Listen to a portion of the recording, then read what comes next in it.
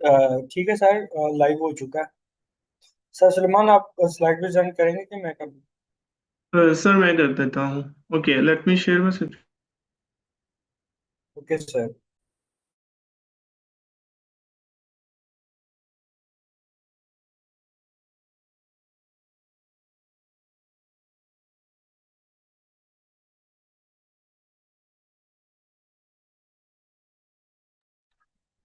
Is it visible? Okay, yes sir, ठीक है। my name is Mohammed Suleiman. I'm one of the moderators at iCode Guru. Before going to start the session, first we will see the brief introduction of iCode Guru.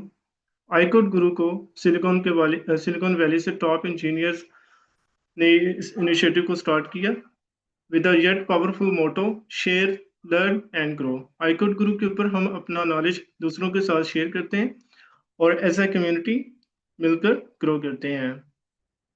इस amazing platform को doctor Safar शायद lead करें, जो कि president and founder of iCode Guru है। He is supported by doctor Rizwan Ghaffar, Kaleem Anwar, Aamir Khan and Khalid Khokhar from Silicon Valley. Further अगर iCode गुरु के mission की बात की जाए तो आईकोड गुरु का मिशन है एम्प्लॉयबिलिटी को इंक्रीज करना, स्टूडेंट को हाई टेक स्किल से बावर करवाना, ताकि जो हमारे पास न्यू ट्रेंड्स हैं वो उनको सीख सकें। फर्दर स्टूडेंट्स को इंटरनेशनल मेंटोर से weekly meetings like how to participate in competitions and hackathons, उसके बारे में भी गाइड किया जाता है। आईकोड गुरु किस तरह से वर्क करता है? 20+ सेशंस पर डे होते हैं आईकोड गुरु के ऊपर। वन वीकली वेबिनार होता है जिसमें स्टूडेंट्स एक्टिवली पार्टिसिपेट करते हैं to learn from the top mentors who has scored fully funded scholarships. और 2 वीकली वर्कशॉप्स होती हैं जिनमें हम स्टूडेंट्स को न्यू इन्फॉर्मेशन या जो जिन वर्कशॉप से वो अगर उनको अटेंड करते हैं तो उनको नॉलेज हासिल करने में मज़ीद मदद हेल्पफुल होती है। इसके अलावा पाइथन फॉर एब्सोल्यूट बिगनर्स के कोर्सेज स्टार्ट किए जाते हैं ऑन वीकली बेसिस। देन जो आईकोड गुरु का मोटिव है उसमें स्टूडेंट्स को फुली फंडेड सपोर्ट भी प्रोवाइड की जाती है, जिसमें हमारे पास फ्री आर्ट्स के कोर्सेज रन होते हैं, डीएटी और इसके अलावा जीआर के कोर्सेज स्टार्ट किए जाते हैं।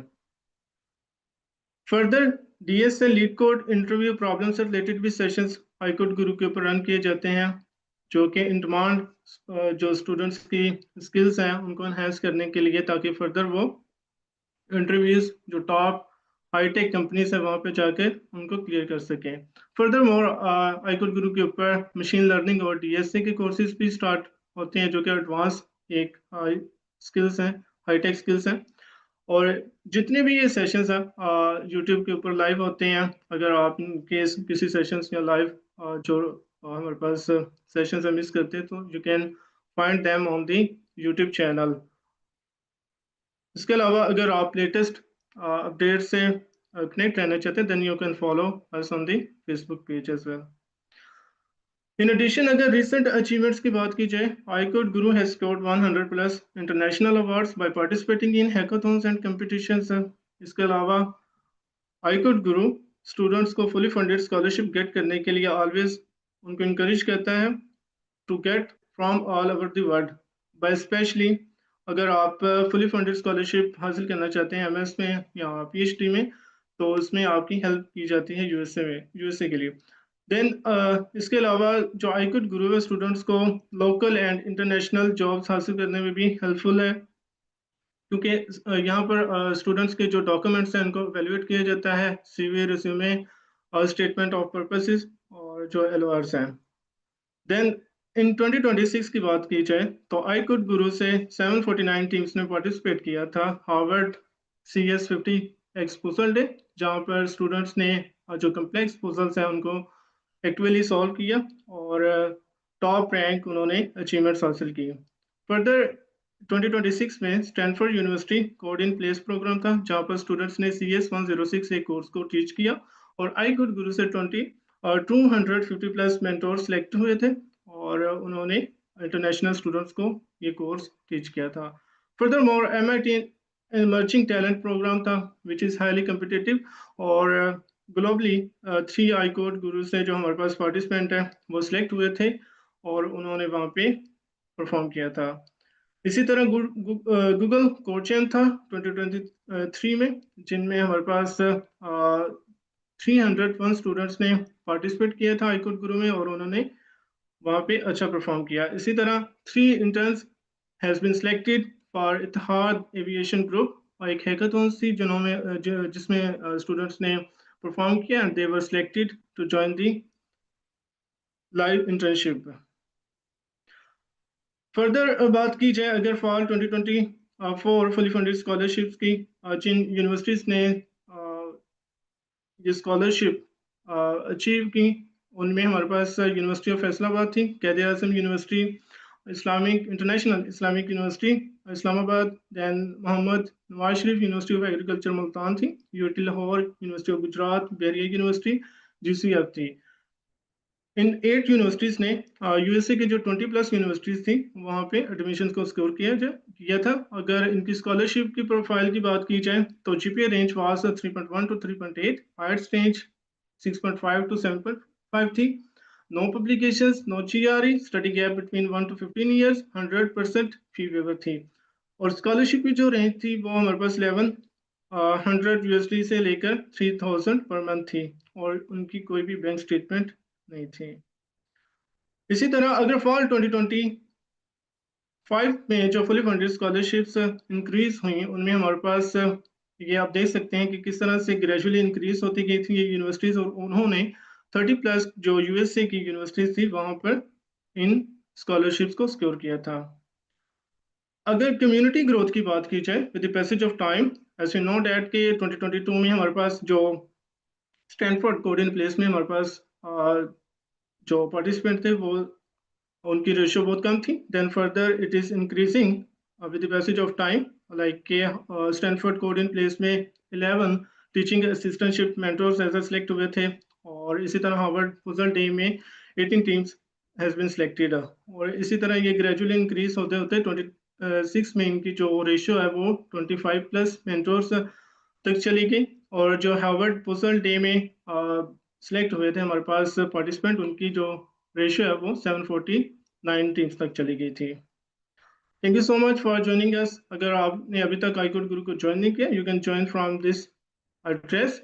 और इसी तरह अगर आप लेटेस्ट अपडेट से कनेक्ट रहना चाहते हैं then you can follow us on the Facebook page, और जितनी भी रिकॉर्डिंग्स हैं, जितनी भी लाइव सेशंस हैं, then you can also subscribe this iCode Guru channel, आईकोड Guru official and आईकोड Guru ads channel. आज का जो वर्कशॉप है हमारे पास, उसमें हमारे साथ ट्रेनर्स हैं sir Mohammad Fahad Bashir, and we are going to start the session on the how we can detect the object detection and image analysis by using the YOLO। Sir, over to you. Thank you so much for joining us. Thank you sir, आपने काफ़ी अच्छा explain किया sir सलीमान और सब्दुर्रहमान का। तो हम इस properly अपनी वर्कशॉप का स्टार्ट करते हैं। जो हमारी वर्कशॉप है ना वो है इसके बारे में, real time object detection and image analysis using YOLO। यानी कि हम आज ये देखेंगे कि किस तरह जो हमारे पास कंप्यूटर है वो देखते हैं, किस तरह इमेज को एनालाइज करते हैं, वीडियो को एनालाइज करते हैं। जैसे कि आपने मुख्तलिफ एप्लीकेशन देखी होंगी, जैसे आपके पास होता है कि कहीं पे CCTV कैमरा लगा हुआ है या कंप्यूटर है वो खुद ब खुद डिटेक्ट कर रहा होता है, तो हमारे अक्सर जहन में आता है कि किस तरह कर रहे हैं, इतने फास्टली कैसे कर रहे हैं। जैसे एक क्राउड है वो एक नज़र में देख लेते हैं कि भाई कितने बंदे हैं, कौन कौन से हैं, या किसी गाड़ी ने क्रॉस किया है, या आजकल आपने हेलमेट का देखा होगा कि भाई लोग गुजर रहे हैं हेलमेट नहीं पहना हुआ, तो वो किस तरह मतलब चीज़ों को डिटेक्ट कर रहे होते हैं इतनी फास्ट। तो हम इस बारे में मतलब आज देखेंगे। हमारे पास है कि real time detection and image analysis. तो सबसे पहले हम एक आखिर में एक प्रोजेक्ट देखेंगे। तो पहले मैं थोड़ा सा ना उसको एक ओवरव्यू देता हूँ कि हमारे पास प्रोजेक्ट किस तरह का दिखेगा, ताकि फिर हम इसको प्रॉपरली लेके चल सकें।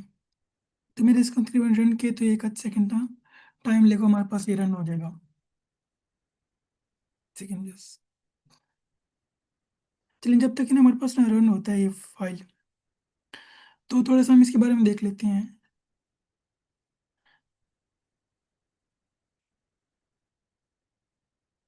श्री, आपको स्क्रीन शो हो रही है मेरी? ये सर इज विजिबल है। सर, इस तरह हमारे पास ना मेरी पिक्चर भी नजर आ रही है आपके पास साइड के अंदर कैमरा में? यस सर, विजिबल है। जी, मतलब इस तरह जैसे हमारे पास ना कोई भी ऑब्जेक्ट है वो बताएगा कि भाई अभी ये कौन सा ऑब्जेक्ट है या कितने टोटल ऑब्जेक्ट्स हैं, ये बेसिक सा था, लेकिन ये कि हम इसको ना अपने फाइनल एंड तक लेके जाएंगे। हमारा ये एक तरह से कैपस्टोन प्रोजेक्ट होगा इस वर्कशॉप का। तो सबसे पहले आपसे पूछना चाहूँगा कि आपकी कितना एक्सपीरियंस है इस फील्ड के बारे में, कंप्यूटर विज्ञान के बारे में, या आपको क्या आइडिया है, आपने कितना काम किया है, ताकि अगर हम उस हिसाब से अपनी इस वर्कशॉप को लेके चल सकें। तो जो कोई आप में से शेयर करना चाहते हैं तो कर सकते हैं। सर मेरा तो ये बिल्कुल न्यू एक्सपीरियंस है, मैंने इससे पहले काम नहीं किया हुआ। सही, चलिए इंशाल्लाह सर काफ़ी फ़ायदा होगा तो आपको। आज इसी इसी में सीखने हैं, आज इसी वर्कशॉप में। बिल्कुल इंशाल्लाह सर।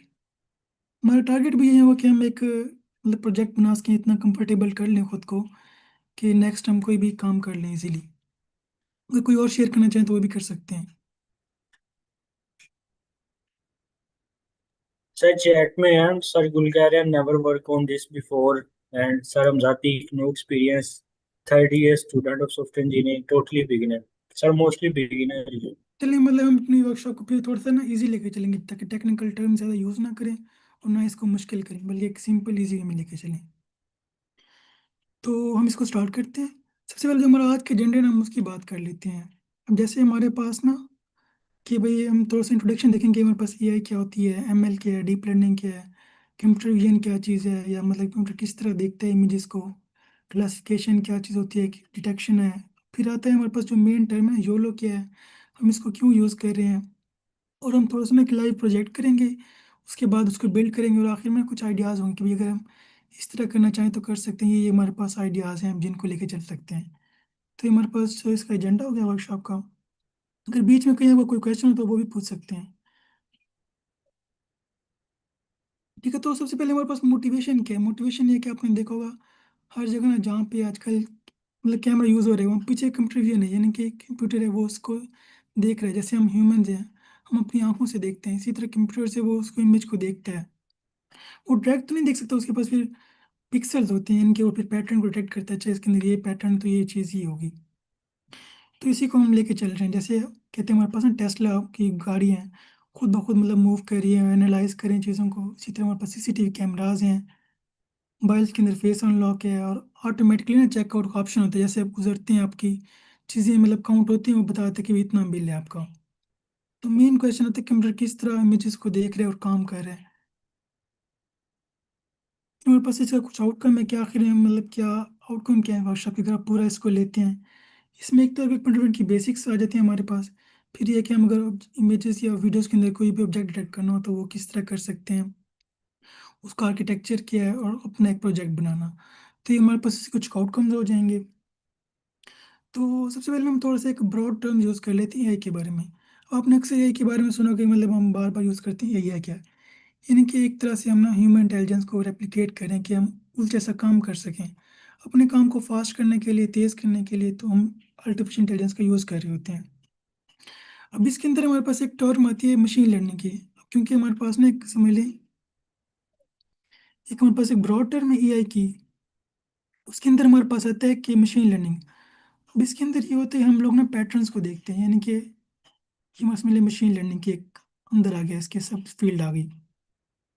इनके इसमें हम लोग पैटर्न को डिटेक्ट करते हैं। हम ये चाहते हैं कि भैया हम उसे बताएं ये डाटा है, तो इसमें तो इस तरह पैटर्न डिटेक्ट करे, उसके मुताबिक हमें रिजल्ट दे।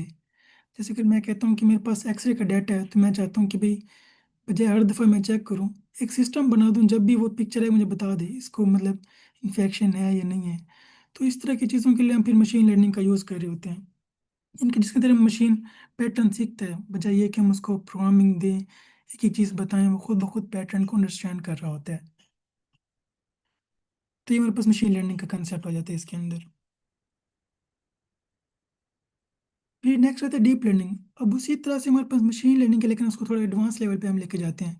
यानी कि पहले वो पैटर्न डिटेक्ट कर रहा था, अब उसमें ये होता है कि हम न्यूरल नेटवर्क्स को इंट्रोड्यूस करते हैं। यानी कि अब ज़्यादा वो बेहतर तरीके से काम कर सकते हैं, अपने मतलब ज़्यादा डेटा पे हैंडल कर सकते हैं। अगर पहले सिर्फ वो टेक्स्ट कर रहा था, अब इमेज भी करेगा, वीडियो भी करेगा और टेक्स्ट भी करेगा। तो ये इसका कंसेप्ट है डीप लर्निंग का।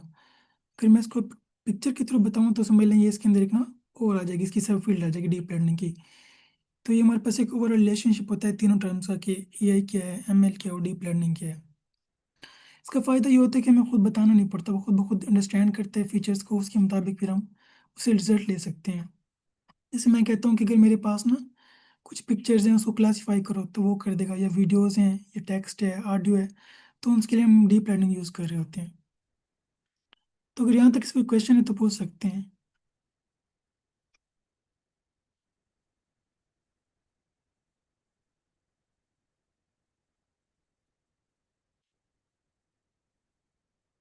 यहाँ तक क्लियर है?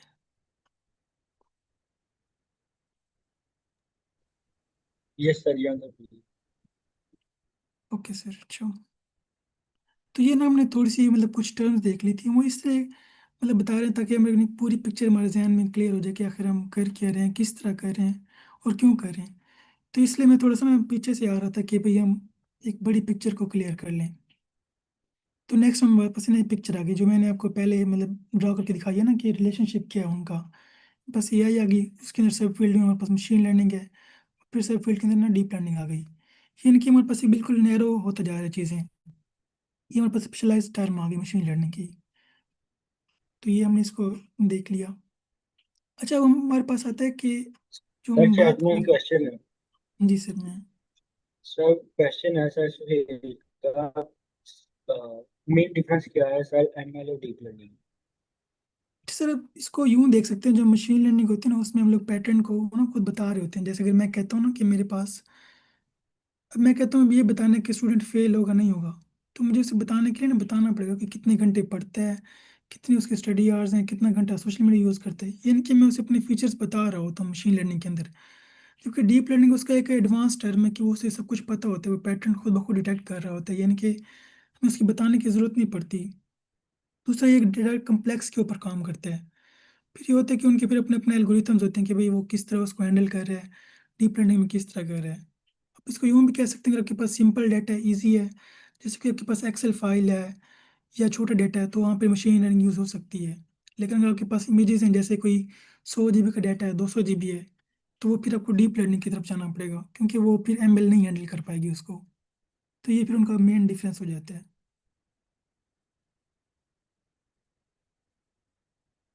अब क्लियर है सर आपको?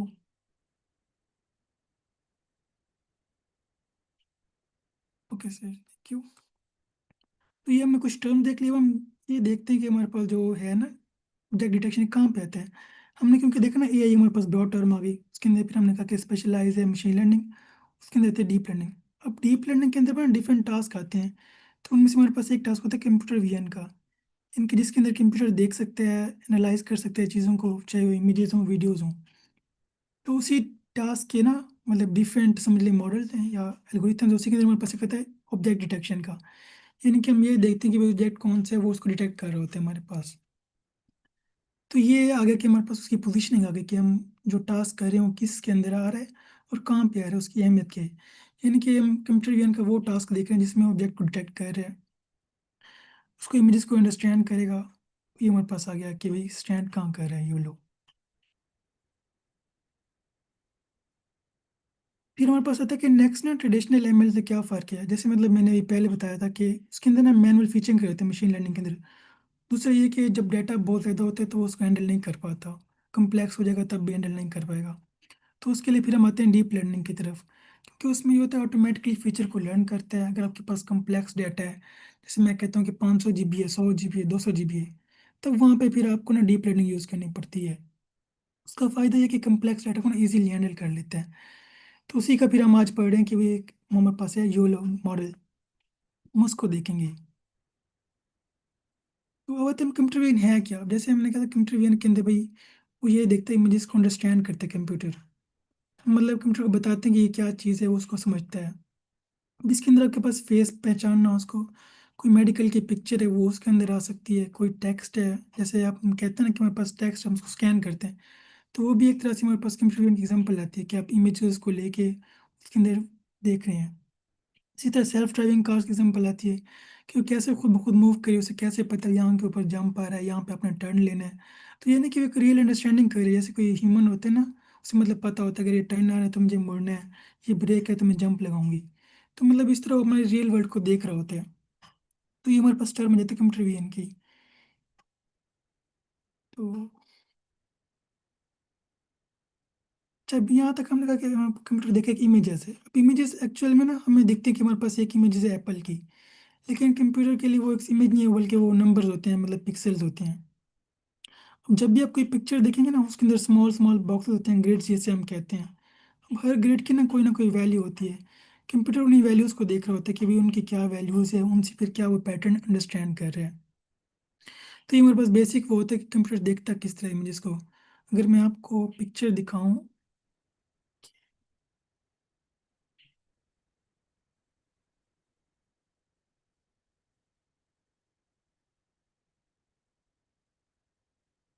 अब ये देखें, ये हमारे पास ना पुराने दौर के आती थी, तो इस तरह कंप्यूटर हमारे पास देख रहा होता है। तो उसमें छोटे छोटे ग्रिड्स बने होते हैं जिसके अंदर हर उसकी पिक्सल की वैल्यू होती है।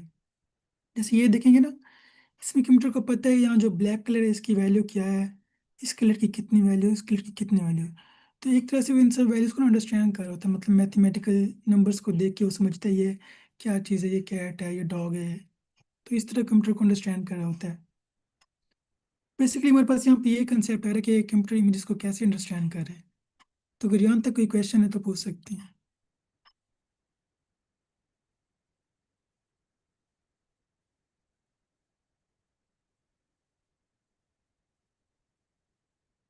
ओके सर, वैसे अगर बीच में मतलब पूछना चाहे तो तभी पूछ सकते हैं।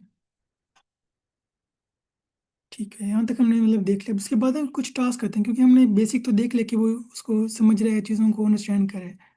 उसके फिर फर्दर आते हैं कि भाई किस किस टास्क को समझ सकते हैं। जैसे हमारे पास एक आती है क्लासिफिकेशन है, फिर डिटेक्शन है, सेगमेंटेशन है और पोज एस्टिमेशन है।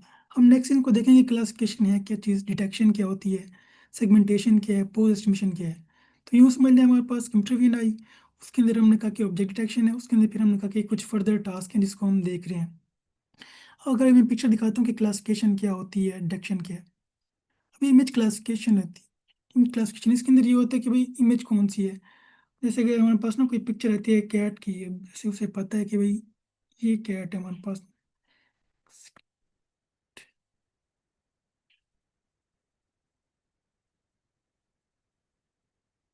वो ना शायद वो पिक्चर लोड नहीं हुई, जैसे मैं आपको बता देता हूँ आपको यहाँ पे कि हमारे पास ना बताता है कि भाई ये कैट की पिक्चर, सिर्फ जस्ट क्लासीफाई करते हैं इमेजेस को। इसी तरह हमारा नेक्स्ट होता है ऑब्जेक्ट डिटेक्शन। अब इसके अंदर ये होता है कि वो दो चीज़ें बताता है। एक तो ये बताता है कि वो चीज़ क्या है और कहाँ पे पड़ी हुई है। अगर हम इसको डिफ्रेंशिएट करें तो हम इसको यूँ कह सकते हैं क्लासिफिकेशन।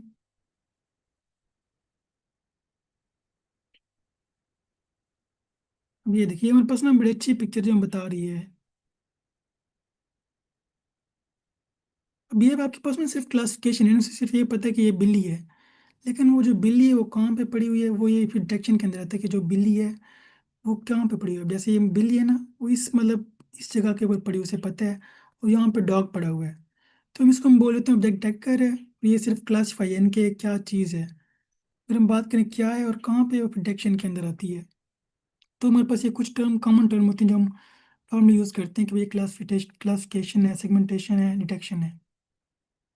हमने क्लासिफाई देख लिया कि वो क्या चीज़ है। डिटेक्शन के अंदर रहता है कि क्या चीज़ है और कहाँ पे पड़ी हुई है। जैसे हमारे पास डॉग है, तो मतलब इस कोने में पड़ा हुआ है, इस मतलब पोजीशन पे पड़ा हुआ है, उसके लिए हमने बॉक्स भी बना दिया। इसी तरह पे सेगमेंटेशन होता है कि हम उस चीज़ को ना सेपरेट कर सकते हैं। जैसे हमने यहाँ पे सेपरेट कर लिया बिल्कुल प्रिसाइज को कि भाई ये डॉग है, एक्चुअल उसकी ये पोजीशन है और ये सिर्फ पूरे का पूरा डॉग है। तो ये हमारे पास कंसेप्ट रहता है इंस्टेंट सेगमेंटेशन का। जैसे हमने कहा कि ना डिटेक्शन के अंदर हम बॉक्स ड्रा कर लेते हैं, लेवल बता देते हैं, स्कोर होता है हमारे पास। इसी सेगमेंटेशन है कि भाई हम उस चीज़ को ना सेपरेट कर सकते हैं। जैसे अगर इस डॉग की बात करें तो हम उसको बता सकते हैं प्रिसाइजली कहाँ पे पड़ा हुआ है। तो अगर यहाँ तक कोई क्वेश्चन हो तो पूछ सकते हैं आप।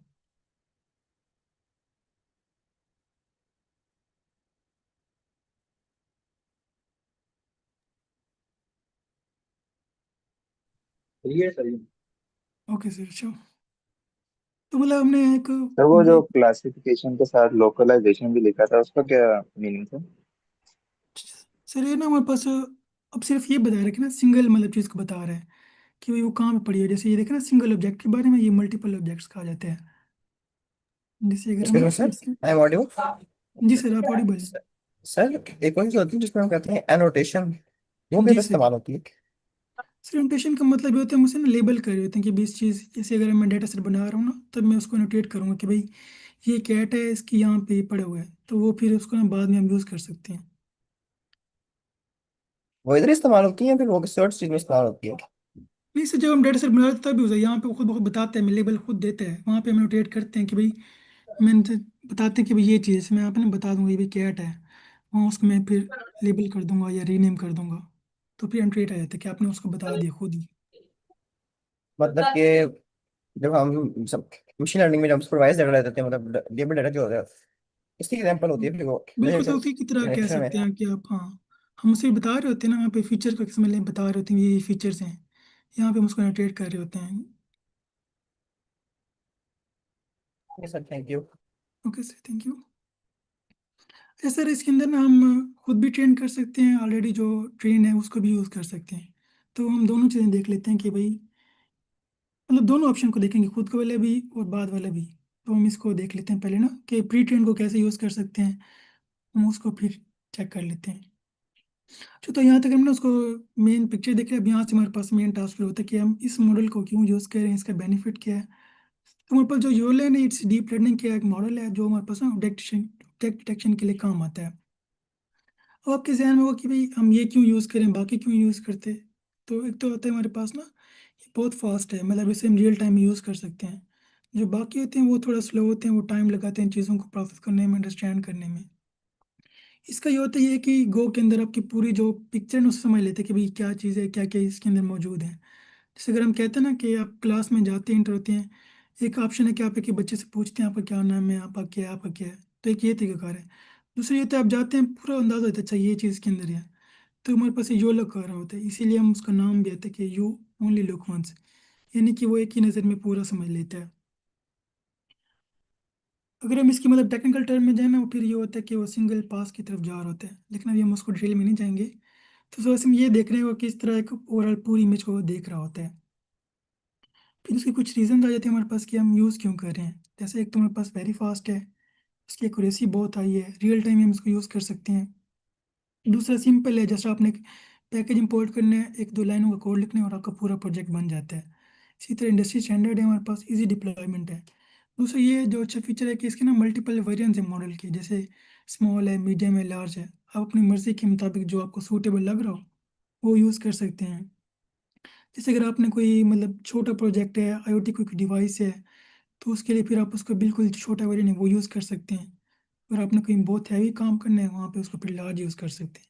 तो यानी कि आपको सर वर्सटाइलिटी ये वो प्रोवाइड फ्री में करते हैं। एक्सेसिबल है या पेड होते हैं? नहीं सर, ये फ्री में होता है आपके पास ना, हम इसकी वो देखेंगे अभी, मतलब पूरा बना के देखेंगे प्रोजेक्ट। अभी जैसे हम इसकी थ्योरेटिकल पार्ट कवर कर रहे हैं, फिर हम उसकी तरफ आएंगे।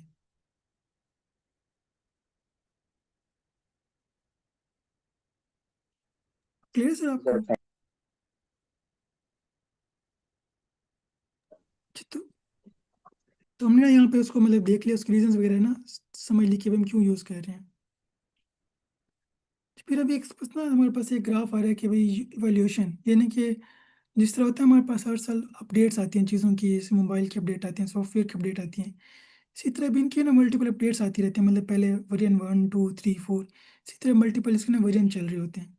अब ये होता है हर वर्जन के अंदर वो कुछ ना कुछ इंप्रूवमेंट करते हैं, चाहे वो स्पीड हो गई है, एक्यूरेसी है, या हम उसको कितना ईजिली यूज़ कर सकते हैं। तो ये हमारे पास ये उनकी समझ लें अपडेट्स वगैरह आती रहती हैं, देख सकते हैं कौन सा मॉडल आ रहा है, कौन सा स्टेबल है। अभी इसका कुछ हाई लेवल आर्किटेक्चर होता है कि भाई हम मतलब कोई इमेज है ना, हम उसको देते हैं तो उसको एनालाइज करता है, उसको फिर बताते हैं कि भाई इसके अंदर क्या चीज़ है, एक तरह से बाउंडिंग बॉक्स बनाते हैं, फिर हम उसको प्रिडिक्ट कर सकते हैं कि भाई ये चीज़ है, इतने परसेंट कॉन्फिडेंस होता है कि ये रिजल्ट है हमारे पास। हाँ, अब मतलब इसके अंदर ना कुछ और चीज़ें भी जो टर्म यूज़ होंगे ना, जैसे हमारे पास बाउंडिंग बॉक्स क्या होता है, कॉन्फिडेंस क्या है, क्लास लेवल क्या है, हम इसको देख लेते हैं फिर हम, ताकि हमारे पास ईजी हो जाए। ये हमारे पास जैसे बाउंडिंग बॉक्स है, इसे हम बोलते हैं कि भाई जहाँ पे वो आपका ऑब्जेक्ट पड़ा हुआ है, फर्स्ट कि यहाँ पे कोई ह्यूमन खड़ा होता है ना, वो बताता है कि भाई ये ह्यूमन है, उसी के उसने बॉक्स ड्रॉ कर दिया कि इस पोजीशन के अंदर है। ऊपर से लिखा है पर्सन 98%, यानी कोई इस चीज़ के बारे में 98% श्योर है कि ये चीज़ ह्यूमन है। पर्सन आपकी क्लास लेवल है कि भाई वो चीज़ क्या है, परसेंटेज है कि कितने परसेंट श्योर है इस चीज़ के बारे में, यानी कि वो बता रहा है कि 98% में श्योर कि ये चीज़ पर्सन है। तो ये कुछ टर्म्स आ गए, मतलब बाउंडिंग बॉक्स आ गया, कॉन्फिडेंस इनके कितना श्योर है, उसे यकीन है। इसी तरह क्लास लेबल है कि भाई इसका क्या चीज़ है, पर्सन है, कार है, ऑब्जेक्ट है, बाइक है, क्या चीज़ है, तो हमारे पास वो आ जाता है इसके अंदर। हम इस तरह में समझ सकते हैं वो क्या कहना चाह रहे हैं। तो यहाँ तक कोई क्वेश्चन है तो पूछ सकते हैं।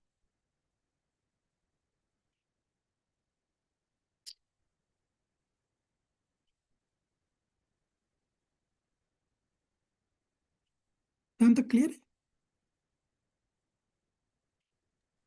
Yes Yes, sir. sir. Yes sir, clear है। सिर्फ- अच्छा ना, अभी हमने देखा था, सर ने पहले पूछा था कि हम इसको क्या मतलब खुद से करना पड़ेगा या बना बनाया होगा। तो इसमें ना दोनों ऑप्शन होते हैं। जो हमारे पास मेन कॉमन जो होता है ना, वो होता है कोको डाटा सेट, यानी कि इसके ऊपर ऑलरेडी पहले से ट्रेन होता है।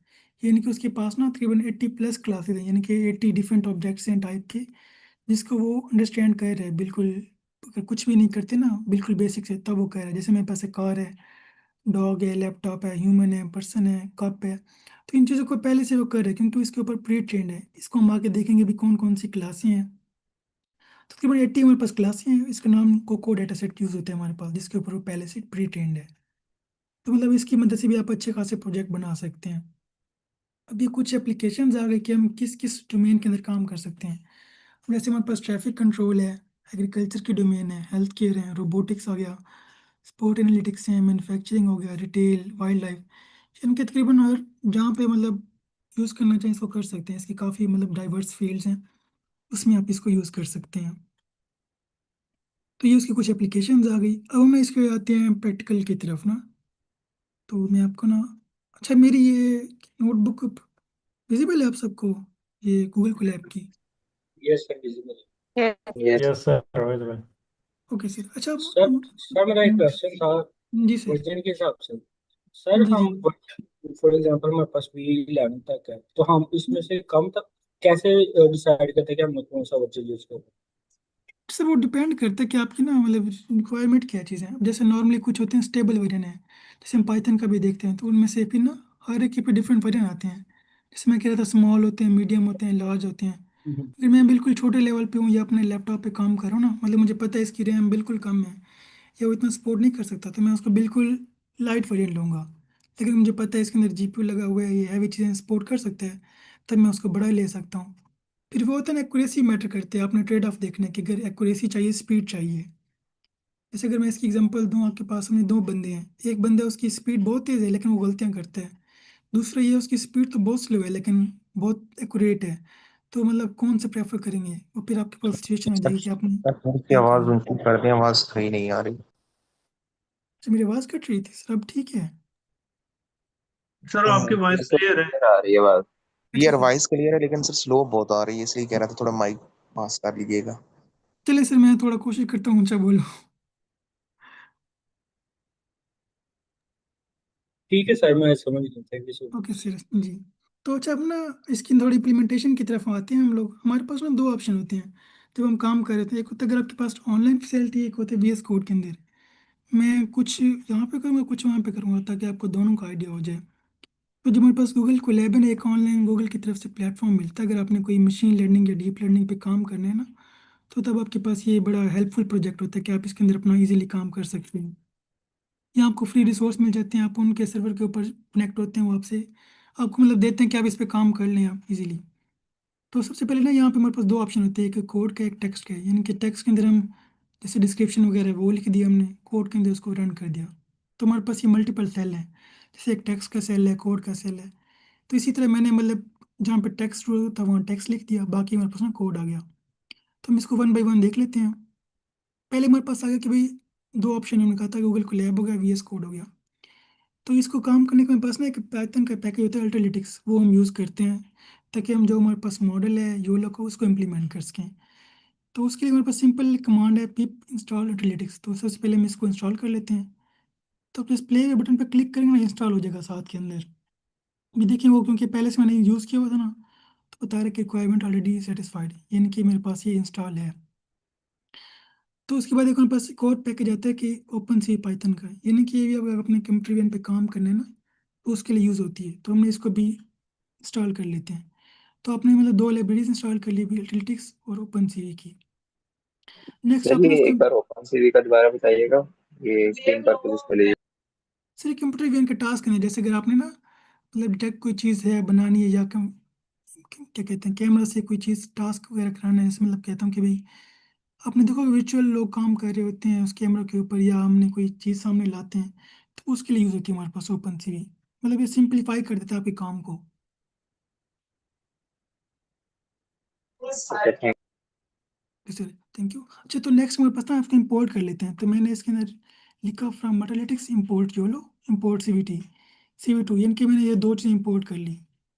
तो मतलब मेरा सेटअप रेडी हो चुके हैं, मेरे पास पैकेज भी आ गया, मैंने उसको इंपोर्ट भी कर लिया।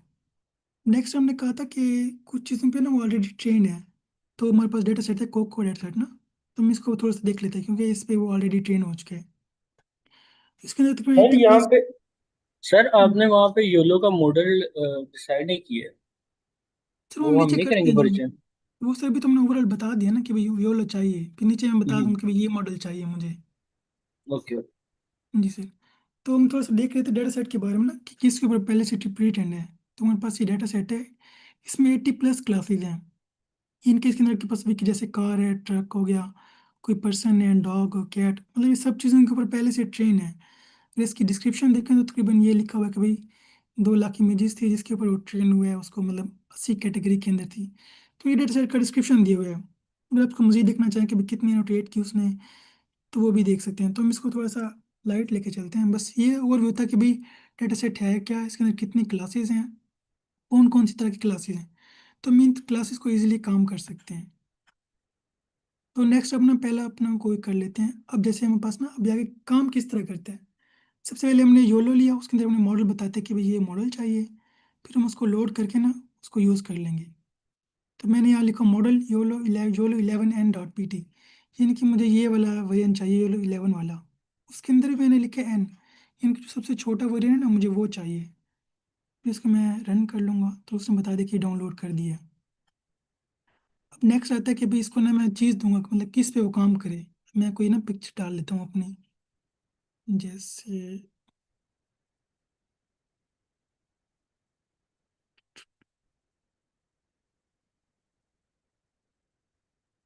मेरे पास ना एक छोटी सी पिक्चर है कैट की। मैंने उसे ना पिक्चर दे दिया, मॉडल का नाम बता के ना पहले मॉडल बता दिया, लोड कर दिया। उसके बाद अब उसे यहाँ पिक्चर दे रहा हूँ कि भाई ये पिक्चर है मेरे पास, सर डाउनलोड हो चैट में क्वेश्चन है। जी सर मैं चेक करता हूँ। सर वो पूछ रहे हैं हम ये मॉडल्स कहाँ से फाइंड कर सकते हैं। सर्च सर करें। अपने जस्ट पैकेज को लोड करने हैं ना, मतलब वो खुद कर लेगा, यूज़ कर लेगा। उसके बाद अपने बताना है कि मुझे कौन सा चाहिए। तो अगर सर आप फिर यही भी देखना। ये वाला जो सब लिखना है योलो 11 n, जी इसका सर। पूछ रहे हैं। सर इनकी वेबसाइट भी है ना, आपको वहाँ पे उनकी डॉक्यूमेंटेशन भी मिल जाती है उनकी, तो वो भी आप उसको यूज़ कर सकते हैं डॉक्यूमेंटेशन को उनकी।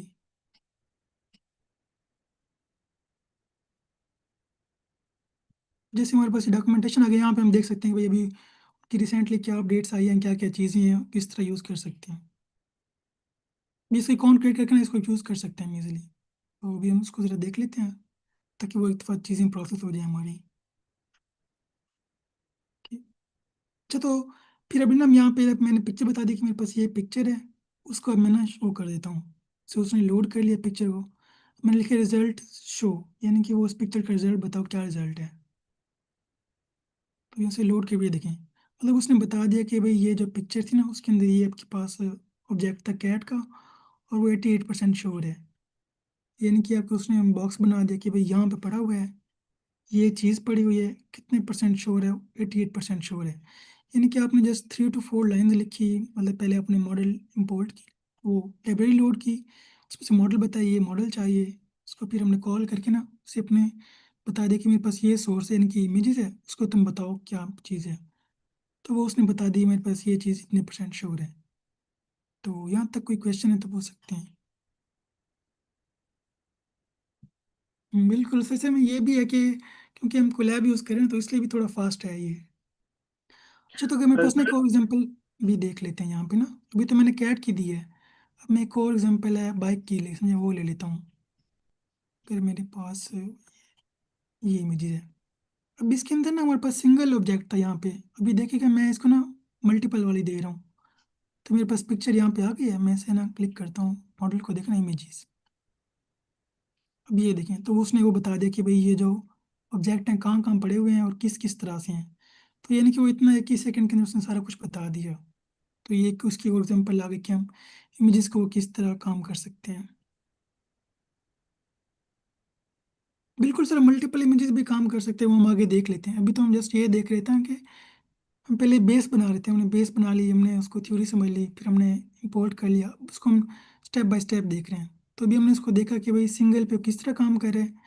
अभी हमने चेक कर लिया कि उसके अंदर मल्टीपल ऑब्जेक्ट हो एक ही पिक्चर के अंदर, तब वो किस तरह काम कर सकते हैं। जिसके अंदर फिर रहता है कि आप उसको सेव भी कर सकते हैं। अगर मैं इसको सेव करूँ ना तो यहाँ पे पिक्चर सेव हो जाएगी मेरे पास, इसको फिर मैं बाद में यूज़ कर सकता हूँ। ये आपके पास ना आ गई, यहाँ पे सेव होके भी आ गई है। अगर मैं इसको ओपन करूँ तो ये देखिए, ये मेरे पास सेव होके आ गई इमेजेस। अच्छा, यहाँ तक क्लियर है चीज़ें, मतलब? ये सही है, यस सर क्लियर है। Okay sir, thank you. अच्छा, तो अब हम ना थोड़ा सा एक वन स्टेप और चलते हैं। अभी हमने मतलब ये देख लिया ना कि हमसे कोई चीज़ दे रहे हैं तो उसे बता रहे हैं। तो हमने यहाँ पहले बात कर ली थी कॉन्फिडेंस की, यानी कि वो कितना परसेंट श्योर है उस चीज़ के बारे में। जैसे वो ये कहते हैं 82% उसे यकीन है कि ये बाईसाइकिल है, 92% श्योर है कि ये बाईसाइकिल है। तो मेरे पास आया कॉन्फिडेंस। इस तरह हमने बात कर ली बाउंडिंग बॉक्स, यानी कि उसके इर्द गिर्द जो बनाते हैं ना बॉक्स, जैसे भी ये बॉक्स है, इनके उसके कोऑर्डिनेट्स हो गए। जैसे यहाँ पे देखें कि भाई यहाँ से लेकर यहाँ तक बाईसाइकिल ही है इसके अंदर, तो ये उसकी बाउंडिंग बॉक्स हो गया उसकी गेट। अब इसमें ये होता है, आप उसमें कोई चीज़ स्पेसिफाई भी कर सकते हैं। जैसे कि मेरे पास कोई पिक्चर है, उसके अंदर ना मैं ये स्पेसिफाई करता हूँ कि इसके अंदर ह्यूमन है, पर्सन है, तो उसे काउंट करो। इनके सिंपल मैं कोई काउंटिंग का बना रहा हूँ, तो मैंने सिंपल इसके अंदर एक लूप लगाया है। उसे मैंने बताया कि भाई अगर जो मॉडल की क्लास है ना वो पर्सन है, इनके जो ये क्लासेस थे हमारे पास ना, इसको हम बोल देंगे क्लासेज। यानी कि जैसे एक कार है, एक क्लास है हमारे पास, अगर इसमें से कोई क्लास है आपके पास पर्सन नाम की आती है ना, उसे फिर काउंट कर लो आप। अभी मैं क्या करूँगा, इसको कोई पिक्चर देता हूँ, मैं उससे फिर पूछता हूँ कि भाई क्या चीज़ है। अब अगर ना मेरे पास, हाँ, मैं इसे पिक्चर देता हूँ पहले।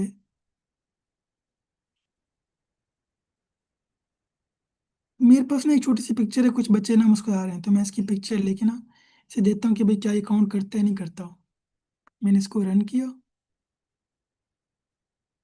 तो ये देखें, तो मतलब वो बता रहा है कि भाई इसके अंदर ना कहाँ कहाँ पर्सन है। तो इसने ये देखा कि उसको जो क्लास है कहाँ कहाँ पे है। अब इसको मैं दोबारा रन करता हूँ, तो ये देखें, तो वो बता रहे 16%, यानी कि उसने काउंट किया इन सबको ना, जहाँ जहाँ उसे क्लास मिली है उसने उसको काउंट किया, तो वो 16 बन गए।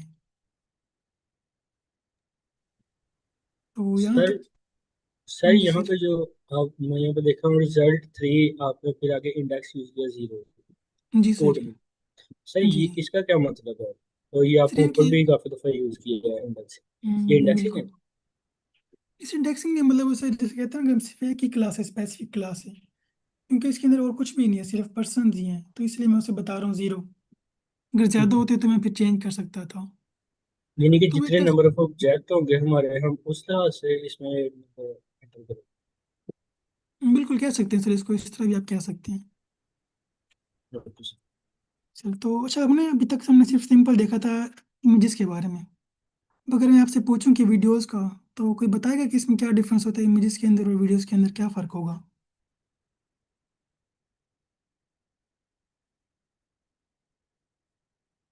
एनी आइडिया कि इमेजेस में और वीडियोस में क्या फ़र्क होता है? सर इमेज वैसे वीडियो ही में एक फ्रेम कंटिन्यू होगा, जबकि वीडियो प्रेस में करेंगे। फ्रेम बार बार चेंज हो जाएंगे। बिल्कुल, मैं आप क्या कह रही थी? फिर वीडियो में वो कंटिन्यूस उनको लोकेट करेगा, पर्सन्स को डिटेक्ट करेगा। बिल्कुल मैम, ये क्योंकि इमेज है ना सिर्फ एक सिंगल इमेज होती है। ठीक है, अगर मैं वीडियो की बात करूँ, समझ लें कि उसके अंदर 50 इमेज, 100 इमेज, जितनी मतलब उसके अंदर फ्रेम पर सेकंड होंगी उतनी इमेज का कलेक्शन होता है। मतलब अगर वो अपनी इमेज पे काम कर ले तो वीडियो पे भी इजीली कर सकते हैं। जस्ट ये है कि वो कंटिन्यूअस फ्लो होता है इमेजेस का। अब हम उसको देख लेते हैं। अभी तक हमने बात कर ली थी ना इमेजेस के बारे में, तो हम देखते हैं वीडियो की। अब इसमें यह है कि वीडियो सर बस एक जैसे। बार कंफर्म करते हैं कि जो अपने भी पर्सन काउंट किए थे, ये जी जो सर। प्री डिफाइंड क्लास पहले से बनी हुई है पर्सन की, इसी नेम से सेव है जिसकी बेस पे उसने काउंट किए जी सर, उसने ये देखे भाई जो जहाँ जहाँ पे ना पर्सन आए हैं, मतलब जैसे ये ऑब्जेक्ट बना है पर्सन का, उसने इसको 1 काउंट किया, इसी तरह ये बना उसने 2 काउंट कर दिए। तो उसने पूरी इमेज को फिर काउंट कर ली है।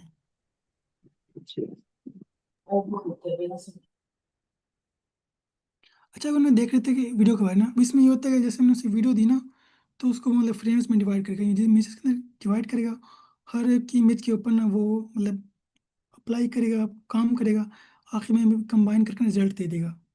तो इसके लिए ना मैंने एक छोटी सी इमेज ली है कैट की ना, ताकि हमारे पास हैवी भी ना हो और उसको हम प्रैक्टिकल भी देख सकें।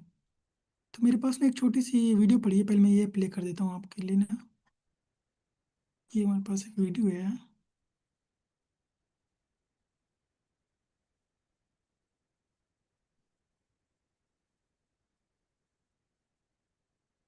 भी छोटी सी ना एक सिंपल सी वीडियो है कैट की ना, जिसमें थोड़ी सी मूवमेंट है उसकी। और हम इसको देखते हैं वो किस तरह कर सकते हैं। मैं इसकी पहले वीडियो लेता हूँ।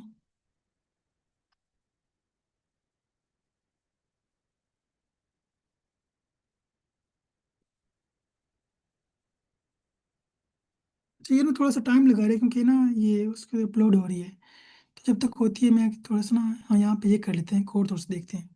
इसके अंदर हमने सिर्फ ये बताया कि कैट डॉट MP4, जैसे हम पहले इमेज का बता रहे थे ना, यहाँ पे जस्ट हमने सोर्स डिफाइन कर दिया कैट का। आगे हम लिखा सेव टू, यानी कि उसका जो फिर रिजल्ट है अपने उसको सेव भी कर देना है। अब इसके अंदर होगा, जैसे ही आपके पास ना समझ लेंगे वीडियो है, उसको फ्रेम में लेगा, हर फ्रेम के ऊपर अप्लाई करेगा, मतलब जब आखिर में कंबाइन करके हमें रिजल्ट दे देगा। तो हमारे पास ना फिर चलें इसको थोड़ा वीडियो को हो लेने दें, जब तक कोई क्वेश्चन है तो आप पूछ सकते हैं।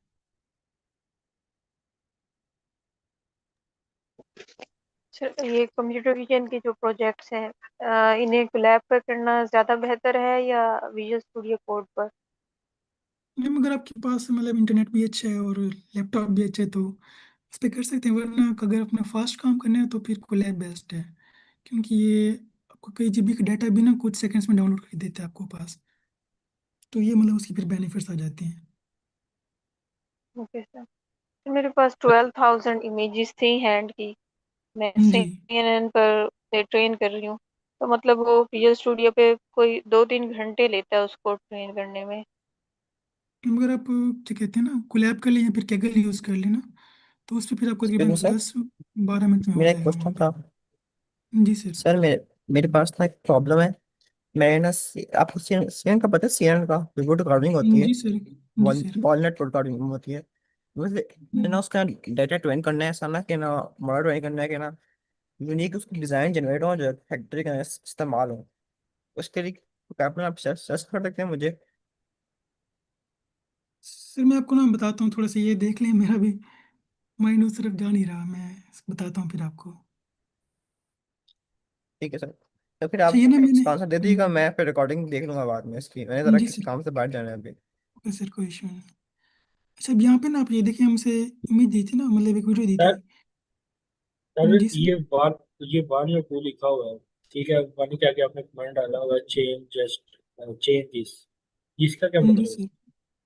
सर यानी कि इस वो बार ये में बता पूछा। रहे हैं जी, यानी कि हम मतलब ना बता रहे हैं ना कि भाई सोर्स कौन सा है। यहाँ पे अगर मैं कोई और सोर्स बता दूँ, जैसे मैं कहता हूँ कि यहाँ पे इमेज का एड्रेस दूंगा तो इमेज बना देगा, यानी कि सिर्फ उन्हें ये बताना है कि भाई मुझे क्या चीज़ बतानी है, कोई वीडियो है, इमेजेस है, क्या सोर्स है।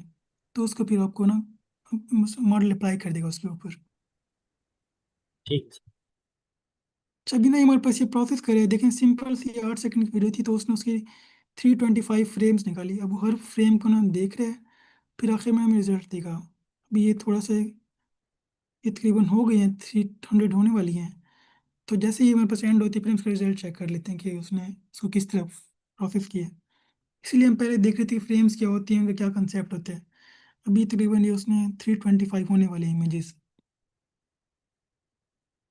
तो ये देखें, तो उसने मतलब इमेज ली, उसको सेव कर दिया। कहते हैं आपके पास ना result save to /content/run detect predict, यानी कि इसके अंदर आपकी फाइल पड़ी हुई है। मैं अगर यहाँ पे देखूँ सैम्पल नहीं, बल्कि ये रन आ गया आपके पास, इसके अंदर डेटा फ्लो डिटेक्ट आ गया, उसके अंदर ये प्रिडिक्ट आ गया आपके पास ऑप्शन। यहाँ पे ना उसने हमें वीडियो दे देगा कैट वाली। तो इस तरह की हमारे पास वीडियो होती है उसकी, ये वाली कैट वाली ना, ये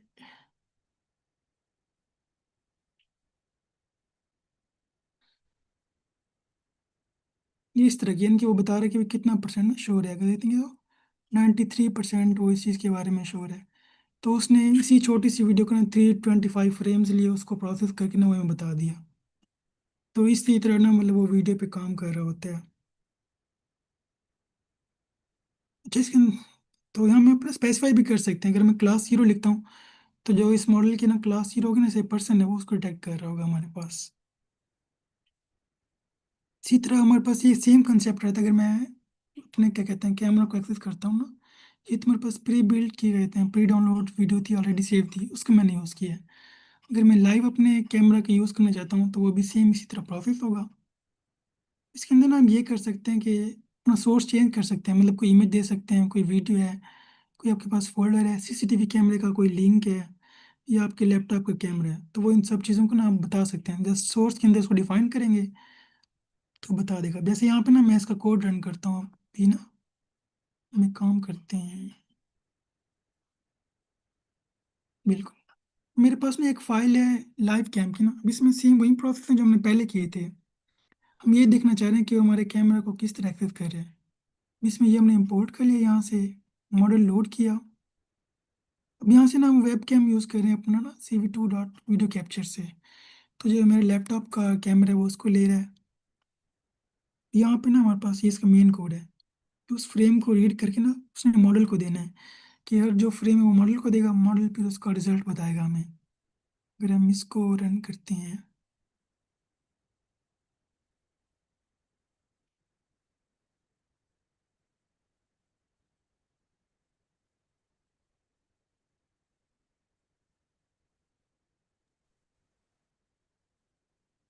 अच्छा सर, हमारे 1 सेकंड के अंदर 30 या 60 फ्रेम होते हैं।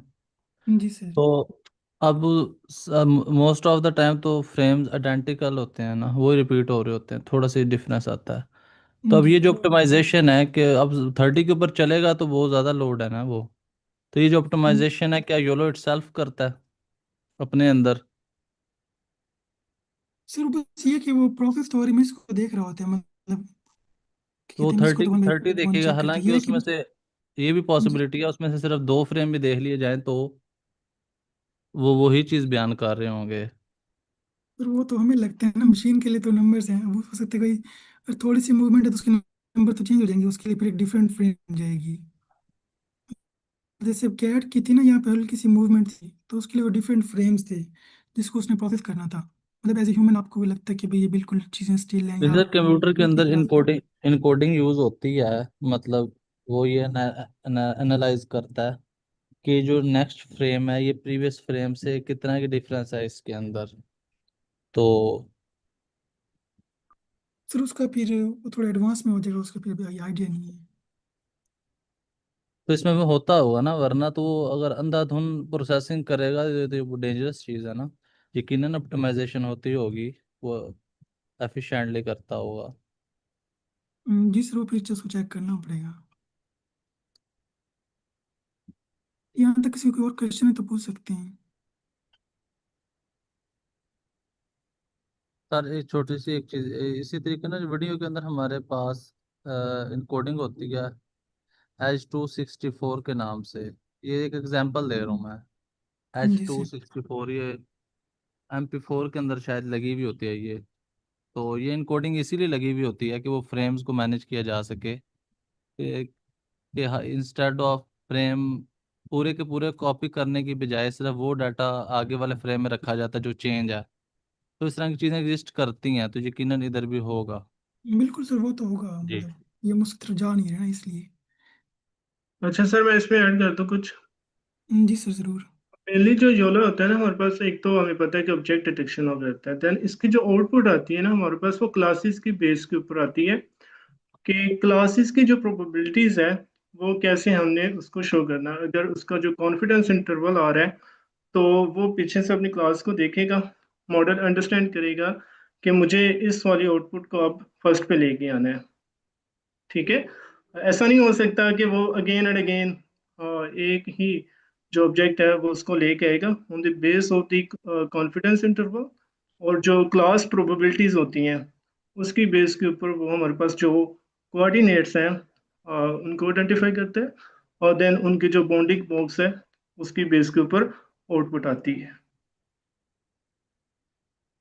बिल्कुल सर, यहाँ पे फिर वो थ्रेशोल्ड का भी आता है, अगर आपने ना स्पेसिफाई कर दी कि भाई अगर तुम इतने % श्योर हो तो फिर उस चीज़ को बताओ या शो करो।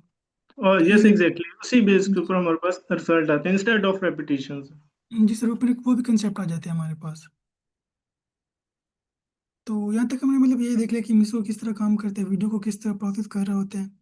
फिर हमने ये देखा कि उसके डिफरेंट सोर्स हो सकते हैं, अगर आप उसको कोई फोल्डर दें, कोई URL दें, या मतलब CCTV कैमरे का कोई लिंक होता है जैसे, अगर वो भी उसको दे सकते हैं तो वो भी उसको प्रोसेस कर सकते हैं। क्योंकि अगर आपके घर लगा हुआ है, आपको यहाँ पे बैठ के आप कहते हैं कि कोई बंदा आए मुझे पता चल जाए, या मेरे पास नोटिफिकेशन है, तो वो भी इसको ना मतलब बना सकते हैं। तो डायरेक्ट उसको यहाँ से एक्सेस करके ना बता सकते हैं कि भाई ये चीज़ है, तो प्रोसेस करेगा, वो उसको काम कर लेगा। तो ये हमने इसकी मतलब एग्जांपल देख ली। जी सर, आपका हैंड रेज है। सर मेरा क्वेश्चन ये है कि योलो यूज करके हम कोई पिक्चर देख के उससे टेक्स्ट एक्सट्रैक्ट कर सकते हैं। मतलब आप OCR की बात करेंगे उसको? अ, सर वो फिर ना क्या कहते हैं कि वो OCR का टेक्स्ट आ जाता है कि भाई टेक्स्ट को आप एक्सट्रैक्ट करते हैं। यहाँ पे मेन लियो कि वो ऑब्जेक्ट्स को हम अंडरस्टैंड कर रहे हैं। मतलब हम कर सकते हैं वैसे। जिससे लेकिन उसके लिए फिर बेहतर ऑप्शन आपके पास और भी काफ़ी सारे अवेलेबल हैं, बजाय इसके कि आप इसको यूज़ करें। जो अ, स्पेशलाइज OCR टूल्स हैं आप उसको फिर प्रेफर कर लें। Okay okay. सर टेक्स्ट के लिए OCR के मॉडल होंगे ना? जिस वो फिर उनके स्पेशलाइज मतलब आ जाते हैं। जी। अच्छा सर, मैं ये देख रहा था कि जिसका मैं भी जिक्र कर रहा था योलो ऑप्टिमाइजेशन का, तो जी इसके सर। लिए वो बता रहे हैं कि आप एक पैरामीटर यूज होता है इसी के अंदर, जो आप वो लाइब्रेरी यूज नहीं कर रहे जी योलो के जी। लिए। क्या नाम है उसका, क्या इंपोर्ट किया हुआ आपने कैटालिटिक्स। टॉप? हाँ जी, शायद ये जो आपने टॉप इंपोर्ट जी। किया हुआ है, तो उसमें एक पैरामीटर लगता है स्ट्राइप या स्ट्रिप, क्या नाम है, एक सेकंड मैं ना कंफर्म करके बताता हूँ आपको। तो उससे ये होता है कि फिर ना वो कुछ फ्रेम छोड़ देता है। मैं सर आपको सेंड कर रहा हूँ ये, इसको बिल्कुल सर, देखें। वो तो मतलब फिर इतना वो उसमें एडवांस ये नहीं होता है होता। ना कि हर तीसरा फ्रेम लेगा उसको प्रोसेस करेगा, बजाय कि वो 30 के 30 फ्रेम करे। आप अगर इसको वैल्यू 3 सेट कर देते हैं तो हर तीसरा फ्रेम लेगा, तो उसको प्रोसेस करेगा। आप इसको 5 कर दें तो हर पांचवा फ्रेम लेगा। तो ये डिपेंड करता है ना हमारा डाटा किस तरह का और हमारी वीडियो जो उसको दे रहे हैं किस तरह की है, अगर ऑप्टिमाइज करना है तो। सर बट बस ये ये अभी तो हम एक पैरामीटर से पास होता जी है। जी जी। ओवरऑल कंसेप्ट देख रहे थे ना, तो हम इतने डिटेल के अंदर नहीं गए, वरना फिर क्योंकि काफ़ी सारे बिगिनर्स हैं ना, तो इसलिए फिर हमने इसको लाइट ही रखा था। सही है, ठीक है। जी। तो ये हमने इसको देख लिया, फिर हमने एक और पास एग्जाम्पल है, मैं वो देख लेता हूँ ना। यहाँ पे भी हमने सिंपल देखा था कि वो कैमरा को ना ले रहा था। अगर हम इसके अंदर डिटेक्ट करने वाला देख लेते हैं, तो मेरे पास ना एक और है, जैसे भी है रियल टाइम डिटेक्शन की ना। तो जो मैंने आपको पहले पहले दिखाई थी कि हम इसको इम्प्लीमेंट कर रहे होंगे, तो ये हमारे पास आ जाते हैं। मैं इसको ज़रा रन कर लेता हूँ।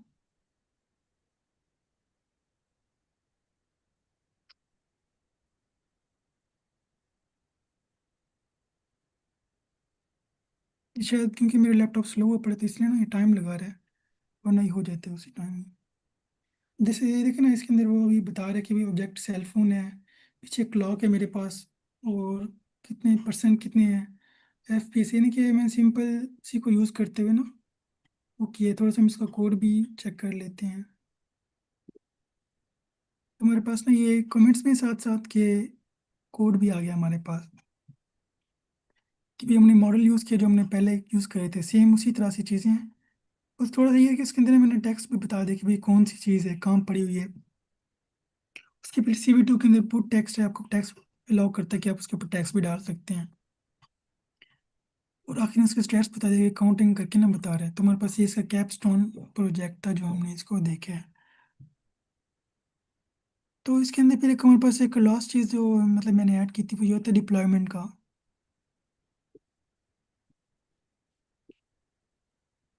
जी सर, वो भी आप कर सकते हैं, मतलब ना अब अगर कस्टम डेटा सेट यूज़ करें तो वो कर सकते हैं, क्योंकि अभी सिर्फ उन चीज़ों को रिएक्ट करेगा, बताएगा जिसके ऊपर ट्रेन है। जैसे जो डेटा सेट के अंदर पड़ी थी ना हमारे कोको के अंदर, क्योंकि जो 80 क्लासेस थी उनको बता रहे हैं। लेकिन अगर आप कहते हैं अपना कोई स्पेसिफिक चीज़ है, जैसे कि आपकी कोई अपनी चीज़ें हैं तो उस पर करना चाहते हैं तो फिर आपको डेटा सेट ट्रेन करके ना फिर से देना पड़ेगा, फिर उस पर इम्प्लीमेंट होगा।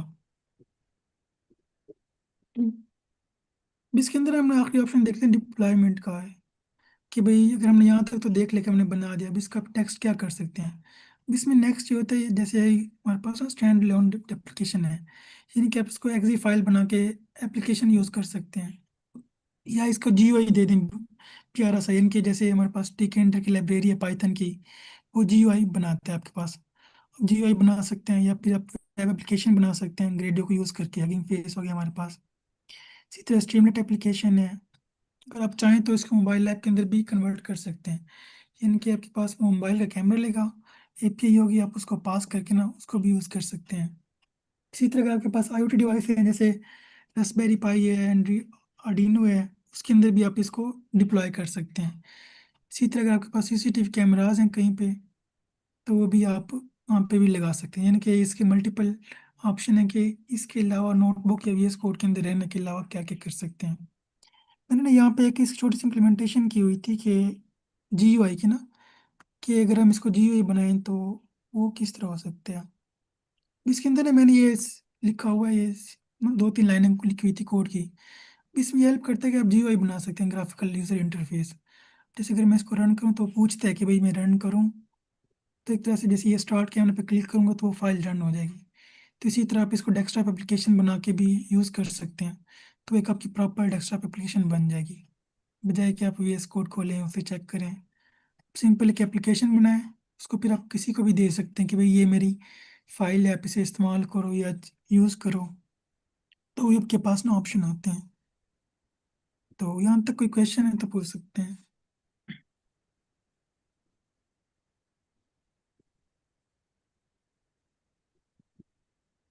सर मेरा क्वेश्चन है डिप्लॉयमेंट से रिलेटेड कि जी हमने सर। अगर इसको वेब पे डिप्लॉय करना हो तो उसको कैसे करेंगे? क्या हम जो डॉट पीडीएफ फाइल होती है मॉडल की, अगर अगर हम्म, आपने कस्टम डाटा पे अपने उसको ट्रेन किया डॉट पीडीएफ फाइल जी। को नेक्स्ट देंगे, या डायरेक्टली इधर से हो जाता है जो है हमारी नोटबुक है इधर से डायरेक्टली हो जाता है डिप्लॉय? तो उसके लिए फिर आप ना कोई एपीआई यूज़ कर लें, जैसे फ्लास्क के बीच में वो यूज़ कर लें, तो फिर आप उसको ना प्रोसेस करके दे देगा आपको। इसमें डायरेक्ट काम नहीं होगा कोलैब के अंदर, ये तो होता है तब तक जब तक आपका सेशन चल रहा है। अगर सेशन आपका एंड हो जाएगा ना तो ये फाइल भी एंड हो जाएगी या बंद हो जाती है। तो इसको आप एक तो इस पे नहीं कर सकते, मतलब कोलैब के ऊपर आप या तो उसमें अपने लैपटॉप पे करके फ्लास्क यूज़ कर लें, या इसको कहीं पे फिर होस्ट कर लें, तब आप इसको फिर यूज़ कर सकते हैं। क्योंकि सर ये सर्वर साइड है ना, तो सर्वर आपको किसी सर्वर पे इसको रखना होगा, और वाया रेस्ट एपीआई आपको ये एक्सेस करना होगा फ्रंट एंड से। तो यही है इसका डिप्लॉयमेंट। तो उसके लिए डिप्लॉय के लिए रेंडरर आता है, एक सर्विस रेंडरर, उस पर कर सकते हैं आप, जी सर, या हमसे आपका स्टैक ब्लेड्स पे भी कर सकते हैं।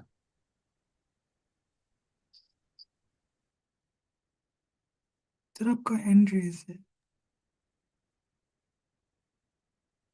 लेकिन सर वालेकुम थैंक यू सर, सलाम। काफी अच्छी वर्कशॉप थी। मेरा एक शॉर्ट सा क्वेश्चन था।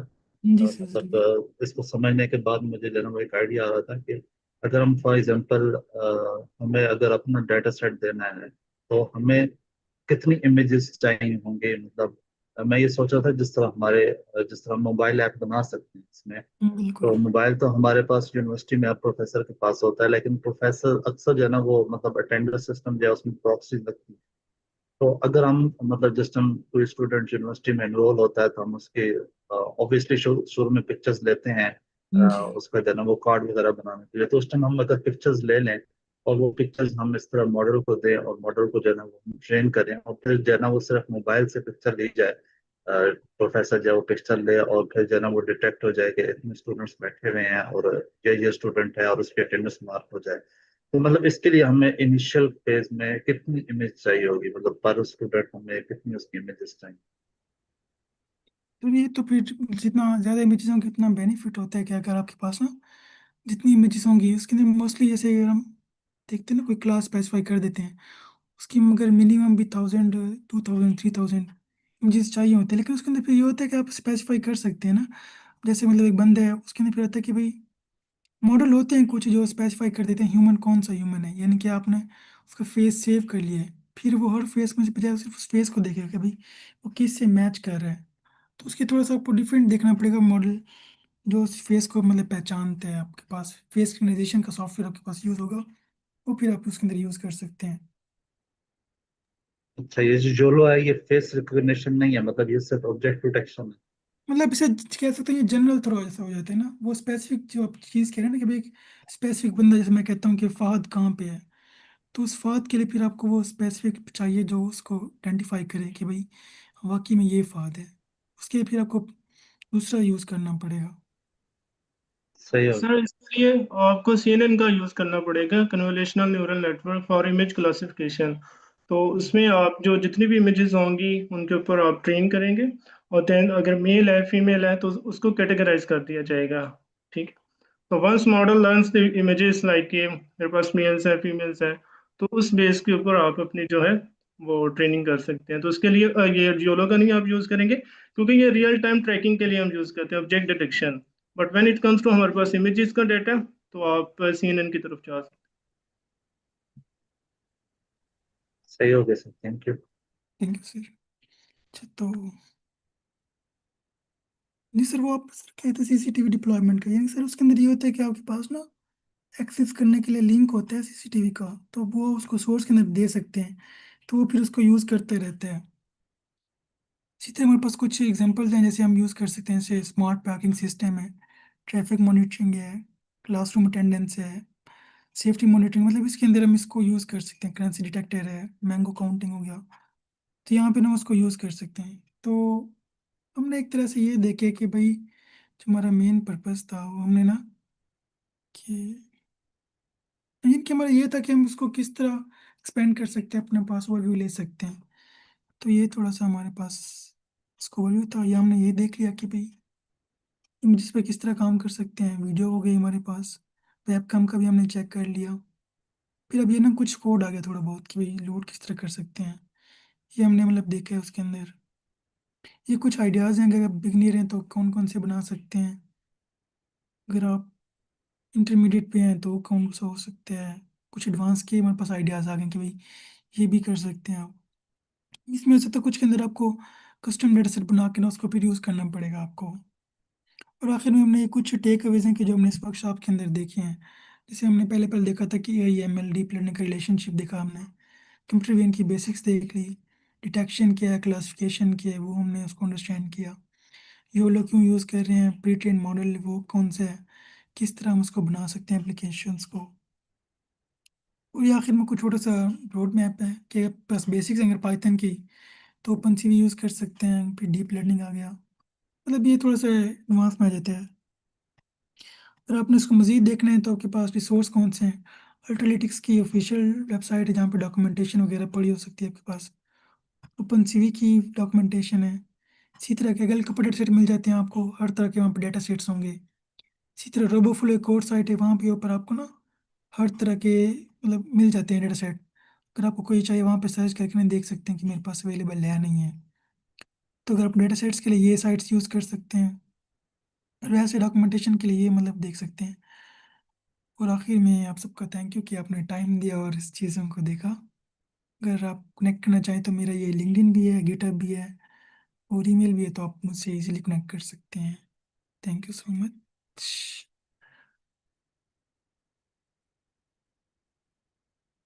अगर कोई क्वेश्चन है तो पूछ सकते हैं। जी सर, मैं इसको ना लिंक वगैरह शेयर कर दूंगा मैं इसको वर्कशॉप के एंड में।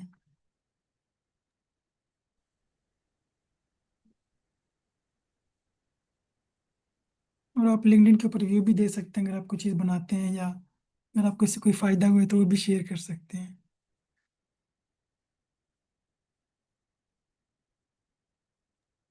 Thank you so much sir, बहुत अच्छी वर्कशॉप थी, काफ़ी कुछ लर्न किया थैंक यू सर। और आपने काफ़ी अच्छी तरीके से explain. Thank you sir, it's amazing workshop, और मेनली ये बहुत ज़्यादा हेल्पफुल होगी हमारे लिए जब अगर हमारी रिसर्च डीप लर्निंग की है या मशीन लर्निंग की है। तो प्रोफेसर मेनली यही आस्क जो क्वेश्चंस है वो यही हो सकते हैं कि आप योलो को क्यों यूज़ कर रहे हैं, वाई योलो क्यों फास्ट है, या इसका जो आर्किटेक्चर है वो किस तरह से वर्क कर रहा है। तो आई थिंक ये बहुत ज़्यादा हेल्पफुल वर्कशॉप है इस चीज़ के लिए कि अगर कल को प्रोफेसर के साथ इंटरेक्ट करते हैं तो वी कैन जस्टिफाई कि मशीन लर्निंग में ये डिफरेंस है और डीप लर्निंग में ये है वाई इमेजेस, कि अगर हमारे पास इमेजेस हैं तो वो क्यों नहीं हम योलो के साथ यूज़ कर सकते, वाई सी एन एन। तो थैंक यू सर, ये काफ़ी थैंक यू हेल्पफुल मैम। रही।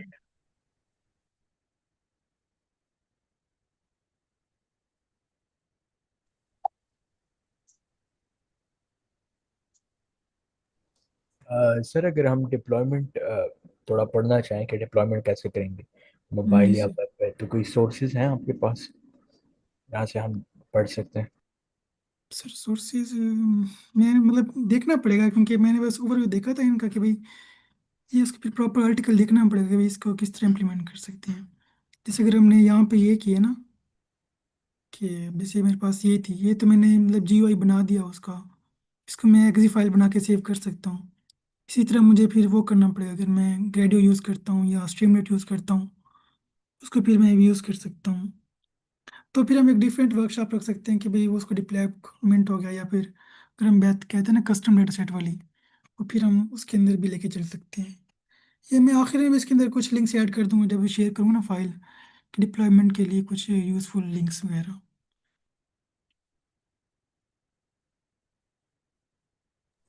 Okay sir, thank you. Thank you sir.